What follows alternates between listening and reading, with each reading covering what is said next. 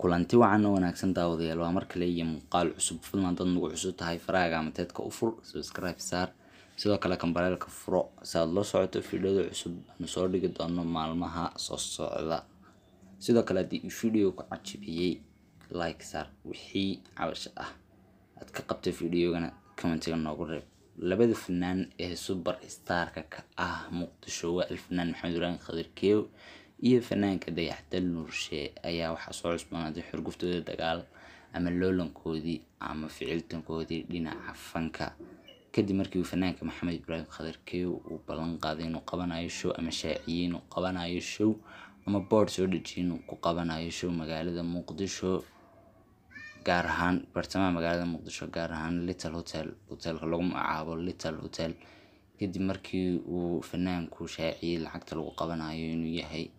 inay tahay lacag aad u qaaliyo $50 fanaankan ayaa jibinaya scored ama jibiyay scored aysan jibin fanaaniinta kale scoredkaas oo ah in lacag ka qaalisan aan lagu qaban show magaalada Muqdisho $50 lacag gaaraysiina show lagu qaban fanaankan Maxamed Ibrahim Khadarkeew ayaa sidaa ku yiri bartiisa Facebook sidoo kale fanaanka Dayaxdal Nuurshe ayaa ku dabadhijistay board isagoo sheegay inuu qabanayo show free ah gaar ahaan magaalada Muqdisho waa isla magaalada uu ku qabanayo fanaanka hore Maxamed Ibrahim Khadarkeew fanaankan Dayaxdal Nuurshe ayaa isla magaalada Muqdisho ku qabanayo show gaar ahaan Guriyasamo xarunta Guriyasamo sababta fogeen xarunta hore uu ku qabanayo fanaanka Little Hotel fanaanka Maxamed Ibrahim Khadarkeew iyo fanaaniin kale oo sheegay in waxaas arin laga xumaado ay tahay ayaa fanaaniin kalena ay ku raaceen in arintaas ay tahay arin aad looga xumaado fanaankan ayaa u qaatay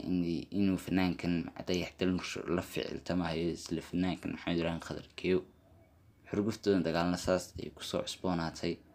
wixii kale dhacay daawadayaal waan la soo socodsiin doonaa fadlan fiidiyowgaas xataa sii gaarsiiya sii share gareeya idinkoo raaliya inta casharka lagu kulmi doono anigoo barasho channel fadlan mar labaad haddii aad ku cusub tahay channelka subscribe saar kambalelka furo si aad la socoto fiidiyowada cusub aan soo gelin doono sidoo kale haddii fiidiyowga ku cajabiyay like garee